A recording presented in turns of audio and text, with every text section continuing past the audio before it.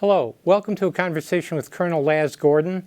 Colonel Gordon is the Vice Commander of the 412th Test Wing here at Edwards Air Force Base. He is also a test pilot and has a PhD. Colonel Gordon's call sign Laz has a special story behind it, and if I may, could you tell us about that? Yeah, thanks, chaps. Thanks again for being down here and come talking with us again. So all fighter pilots have call signs. I mean, you've seen that in the movies like Top Gun and Maverick and Goose and all these other kind of Icemans or whatever. In the real fighter world, you get call signs because you do something ridiculous or silly or stupid in front of all of your friends. So mine is. The full name is Lazarus, but Lazarus is a lot of syllables, and so Laz, right? L-A-Z, which I got when I was a very, very young officer 20 plus years ago, sitting in Elmendorf, Alaska, flying F-15s back in those days. And I got it because I was able to survive a near accident where everything in my cockpit went blank, which told me which way was up or down. And I had a disorientation event where I didn't really know which way was up or down. I was really, really close to the ground. I got lucky because I'm here, right? But I also know that there are many of my colleagues and friends that haven't. And so where a lot of people, sometimes they don't like their call signs, I look at my call sign and I go, hey, I'm really grateful that they named me that because it's actually supplanted my actual first name. Everybody knows me by Laz. But it reminds me that no matter how bad things are looking or how terrible you feel in the moment, it's not nearly as bad as what it felt like in that cockpit that particular day. So I'm grateful. I'm grateful to be here. I think one of the interesting things is you were just talking about the moment, yeah, and what we would call that ability to withstand the moment with resilience. Yeah. And I know that part of that also included your wingman at the time. Yep. You don't get to be a fighter pilot without encountering a lot of challenges along the way, right? Anything worthwhile and valuable in life, you have to fight for it. You have to go through. As everything was failing in my cockpit, I had a very brief moment where I thought, well, I guess that's it, right? And just kind of resigned to it. Now, this is all happening very fast, so this is a time dilation kind of thing. But even in the midst of all of that, there was still this voice that was crying out in the back of my head that said, no, you still have time with which to save this. So I kept looking around the cockpit, and luckily there was a little standby gauge that still worked, and I was able to use that to recover off of. But even after that experience, to be able to still fly the airplane, to feel confident, to be able to land the airplane on the back end of that, I needed help.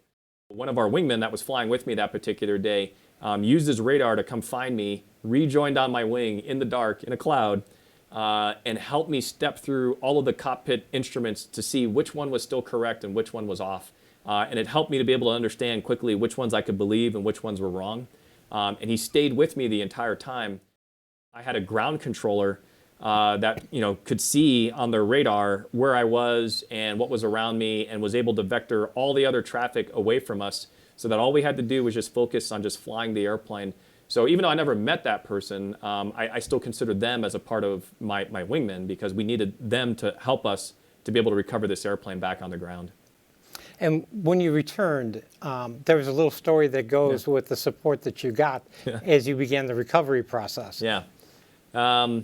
So again, one of the other F-15s came back and found me, helped me figure out which instruments were good, helped me fly above the clouds where I can actually see where the horizon was and see a little bit of the sunrise. Again, this is Alaska in wintertime, so it stays dark for a very long period of time. And then helped me fly the airplane and then to land it back at Elmendorf Air Force Base and to be able to taxi back into park. What I always remember is the crew chief, as the engines were winding down, and on the F-15 you have two motors, and as they wind down you can actually hear the compressor blades spinning as they wind back. And I remember hearing that click, click, click, click, click, click, click, click, click, click, click, click, click sound as the engines were kind of slowly winding back, and the canopy kind of raised up and went open. And the crew chief walked up with the stepladder, put it on the jet, climbed up there, took a look at me, and realized I needed a little bit more time. So he was, very, very accommodating, wasn't judgmental about it. The squadron commander that I had at the time went on to an extraordinarily successful Air Force career, and I still consider him one of my great mentors, just because of how he treated me in that day. Because he could have been within his rights to yell at me for being a dumb lieutenant, but in reality he was more concerned about me as a person, and I never forgot that. And in terms of growth, you were talking in a previous discussion that how you grew as a pilot, but also how you grew as a human being. Yeah. When you've had an experience like that, I mean, again, I don't wish it on anybody because it was terrifying, frankly. You have that experience with your own mortality. And in the process of doing that, it is like a bucket of ice water to the face at 2 o'clock in the morning. It will wake you up. It will absolutely wake you up. And you start doing an inventory of life and what are the things that are important for you and how you want to grow. So I grew as a pilot, right? There were a number of things that I would never, ever do again as a pilot. And I still practice those things today, right, just based on that experience that I had 20 plus years ago. But as a person, I think what it taught me is a little bit about the bigger perspective, the bigger picture, and the need to constantly think about what you're grateful for, which is difficult because as humans, we're naturally inclined to want to think about the terrible, the bad, the victim, all those things. And I find myself there sometimes too. But at the same time, to also kind of look for the things that happened in the day that you're like, you know what, that was pretty cool, right? I got a chance to be a part of that. I got a chance to see that or help somebody out. It made me grow as a person that way.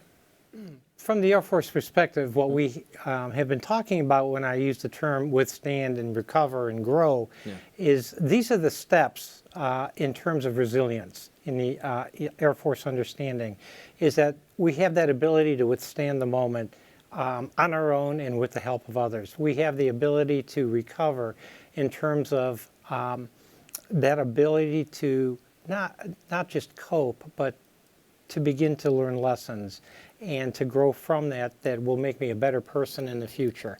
And so what I've learned is grace, right? I try, right, to not be quick to judge. It's all types of explanations as to why certain events or people will do certain things. And so I've learned to not be judgmental on that, right? It's difficult because we're all human, but at the same time to just kind of see people for what's good in them as opposed to just being so focused on what's wrong. And in the course of your career, resilience has had to be very much a component of that. And as you move into command now, or at the same time, how does resilience function for you in the context of your life today? It is a daily practice. I'm not going to sit here and tell you that I figured it all out and never have any problems anywhere along the way.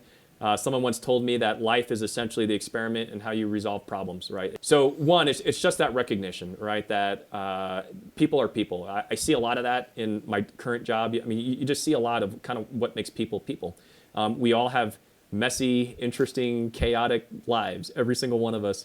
But we just don't think that, right? We think it's only just us and that everyone else is doing great, when in reality, every single person that you meet is struggling with something. It's just that some people are harder, or some people are better at hiding that than others are. Some people, but in every life, there's always something that's always going on. So as a commander, learning a little bit more in the Air Force, I've just learned to just be cognizant of that,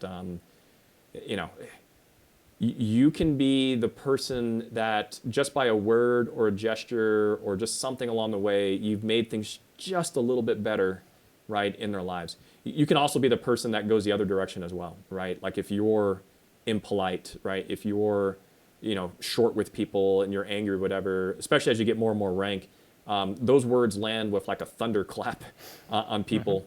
So I've learned to just be very mindful of how people experience me. And this is a little different type of a question too at the same time, but you're working with young airmen and more seasoned people at the same time. Yep. And in terms of looking at resilience, especially when it's something that's kind of a newer concept for them or they've forgotten about it, what word of advice would you give them? Well, one is me sharing my story. Because sometimes people will look and they'll see senior ranking and they'll think, oh, those people are perfect. Nothing ever happens. They like everything was perfect in their lives. It's great, whatever.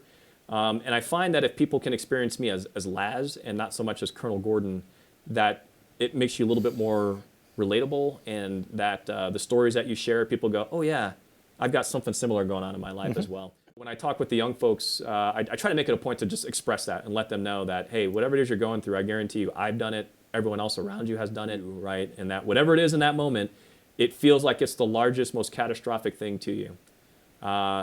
Know that it gets better with time. It really does.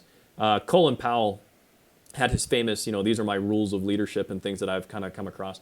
One of the ones that I read is that, hey, no matter what it is, it'll get better in the morning, right? So sleep on it. And what he's really saying is that you'll have time. Time has an interesting way of kind of smoothing over all the rough edges. But nothing is forever, right? So no matter how terrible it might seem, it will get better. But you just have to tell yourself that, right? And to be very future-oriented as opposed to ruminating over stuff that happened in the past that you can't fix. I learned that we typically have around 60,000 thoughts in a particular day. 90% of those thoughts are exactly the same thoughts that you thought yesterday and the day before that and the day before that and the day before that. So we're naturally built to just kind of ruminate on things and just kind of churn them over and over. I call it sawing sawdust. Like you've already gone through that wooden log and now you're just sawing on sawdust over and over again. I'm really good at doing that. I'm really good at sawing sawdust. But at the same time, that's why I got to tell myself, hey, you can't fix it, right? It's in the past. It's unchangeable. What are you doing to take steps towards the future? And oh, by the way, like Cole and Powell taught us, it always gets better with time. Wonderful. Laz, I'm so pleased that you were able to join us. And I know that people are going to not just enjoy, but I think about what you had to say as well. And we appreciate it. Thank you so much. Thanks, chaps. Yeah, good stuff.